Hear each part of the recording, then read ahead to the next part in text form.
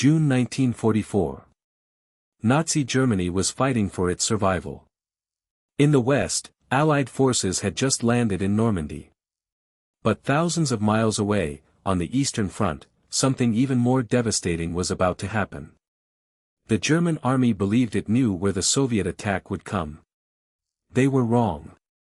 Hidden behind enormous forests, rivers, and defensive positions, the Soviet Union was preparing one of the largest military offensives of World War II.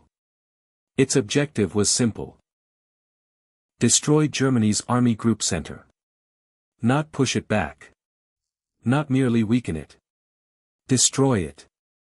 What happened next would become one of the most devastating defeats ever suffered by the German military.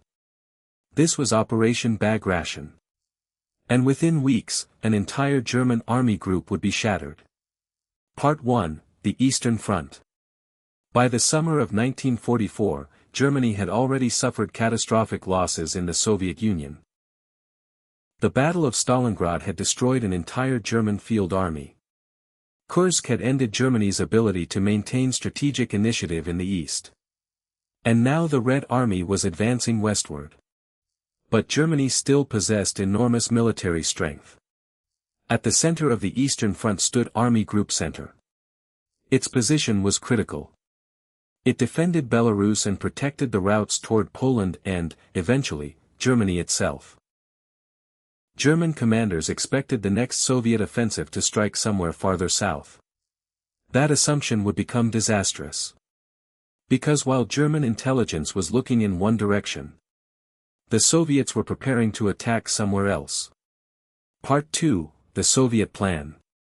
The Soviet leadership understood that simply attacking German defensive lines head-on would be extremely costly. So they developed something much more ambitious. The plan was to attack across a massive section of the front simultaneously. Soviet armies would break through German defensive positions, penetrate deep into the rear, capture important roads and bridges, and then surround German formations from multiple directions. The operation was named Bagration, after the famous Russian general Pyotr Bagration. But the name wasn't what made it terrifying. The scale did. More than 1 million Soviet troops would eventually participate in the operation. Thousands of tanks and artillery pieces were prepared. Aircraft were positioned to support the advancing armies. And Soviet deception operations attempted to convince the Germans that the main attack would happen elsewhere. The battlefield was about to become a trap. Part 3, June 22, 1944. Then, on June 22, 1944, exactly 3 years after Germany had launched Operation Barbarossa against the Soviet Union, the Red Army attacked. The opening bombardment was enormous. Artillery smashed German positions. Soviet aircraft attacked communications and supply routes. Infantry units moved toward the German defensive lines. Then came the tanks.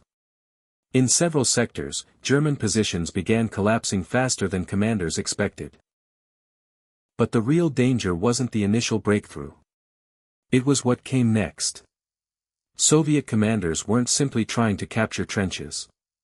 They were trying to get behind the German armies. Once Soviet forces penetrated the front, mobile formations began racing toward roads, bridges, railways, and communication centers. German units suddenly found themselves fighting enemies in front of them. And moving behind them. The battlefield was changing faster than German commanders could respond. Part 4, the trap closes. One of the most important locations was Vitebsk. German forces there were placed under enormous pressure.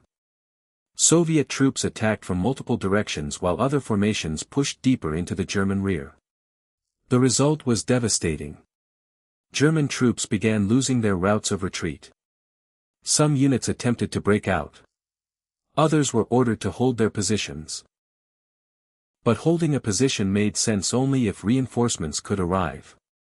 And the reinforcements weren't coming fast enough. The Soviet advance was cutting communications and disrupting movement.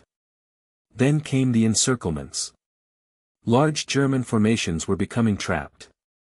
The Soviet strategy was working exactly as planned. Instead of destroying every German soldier through direct assault, the Red Army was surrounding formations and cutting them off from supplies, ammunition, and escape routes. Once surrounded, an army could become a prisoner of geography. Part 5, Bobruisk. Further south, another major battle was developing around Bobruisk. Here, Soviet forces again broke through German defensive positions. But instead of stopping at the front line, Soviet units pushed rapidly into the rear.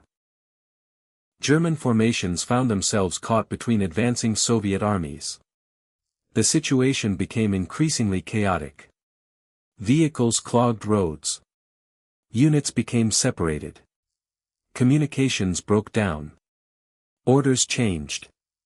And commanders struggled to understand what was happening around them. For soldiers on the ground, the situation was even worse. Imagine receiving an order to move west, only to discover that Soviet troops had already captured the road behind you. You try another route. It is blocked. You attempt to regroup. Another Soviet formation appears. Suddenly, what began as a defensive battle becomes a fight for survival. Part 6, The Collapse of Army Group Center. By late June, the German position was deteriorating rapidly. The Soviet advance had created enormous gaps in the German front. Some German commanders requested permission to withdraw. But Adolf Hitler repeatedly insisted on holding key positions. This created a dangerous situation. An army needs freedom to move when the battlefield changes. But when retreat is restricted, units can become trapped. And that is exactly what was happening. Soviet forces continued advancing. They captured important cities and transportation routes. They crossed rivers. They destroyed German defensive positions. And they pushed deeper into Belarus.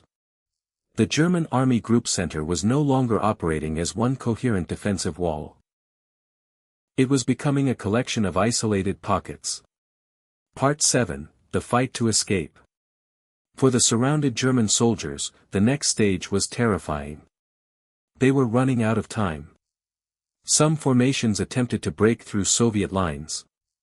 Columns of vehicles moved through forests and damaged roads.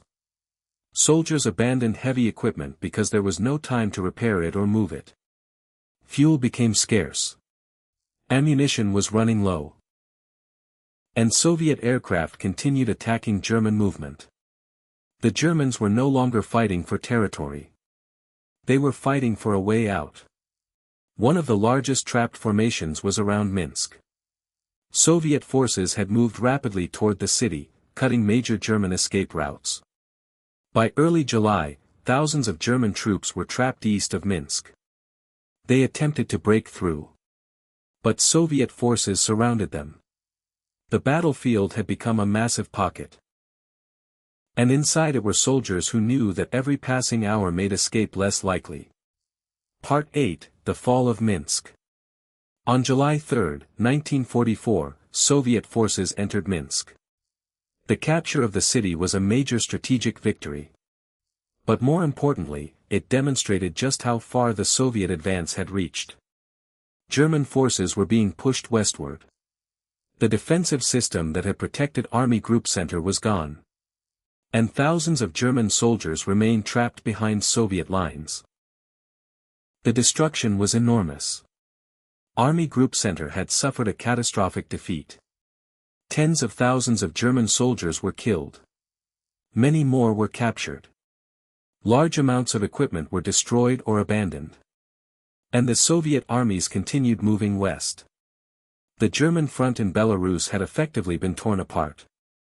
Part 9, Why did Germany lose? So how did such a powerful German army collapse so quickly? There wasn't just one reason. There were several. First, the Soviets achieved enormous numerical and material superiority in many sectors. Second, Soviet commanders had become far more experienced after years of brutal warfare. Third, deception played a major role. The Germans were not fully prepared for the location and scale of the main Soviet attack. Fourth, the Red Army used breakthrough forces aggressively. Instead of stopping after capturing German positions, Soviet mobile formations kept moving. They attacked the rear. They captured transportation routes. They surrounded units. And they prevented organized withdrawals. Finally, German command decisions made the situation worse. Rigid orders to hold positions limited the ability of German forces to escape the developing encirclements. By the time the scale of the disaster became clear, the trap was already closing. Part 10, The Aftermath. Operation Bagration continued into August 1944. The Soviet armies advanced through Belarus and toward Poland. The destruction of Army Group Center was one of the greatest military disasters suffered by Nazi Germany during World War II. The operation also demonstrated something important. The Red Army of 1941 and the Red Army of 1944 were not the same force. 3 years of war had transformed Soviet military operations. They had learned how to coordinate artillery, infantry, armor, aircraft, engineers, intelligence, and deception on an enormous scale. Operation Bagration showed the result. Germany had invaded the Soviet Union expecting a quick victory.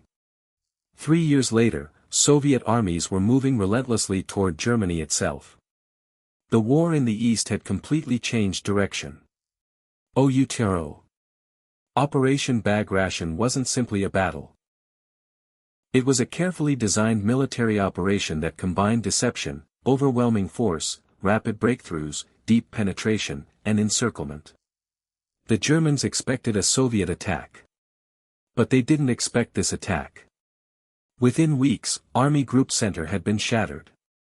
Thousands of soldiers were captured. Entire formations disappeared from the battlefield. And the Red Army had opened the road toward Eastern Europe. For Germany, there would be no recovery. From this point forward, the Soviet advance would continue west. The final destination was Berlin. And the clock was already ticking. This was Operation Bagration, the Soviet offensive that turned one of Nazi Germany's strongest armies into one of its greatest disasters.